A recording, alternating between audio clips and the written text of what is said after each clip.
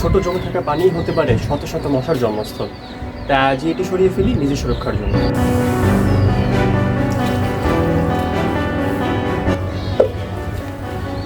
এই অযত্নে পড়ে থাকা জিনিসগুলোই মশার জন্য নিরাপদ আশ্রয় হয়ে যায়।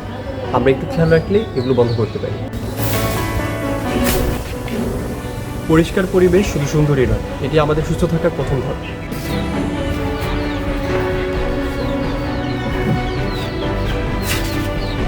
খোলা পানির পাত্র মানেই মশার জন্য সুযোগ, তাই এগুলো সবসময় ঢেকে রাখা উচিত।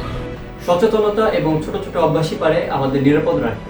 তাই রাতে ঘুমানোর সময় মশারি ব্যবহার করুন। আমাদের ছোট ছোট পদক্ষেপে গড়ে তুলতে পারে বড় পরিবর্তন।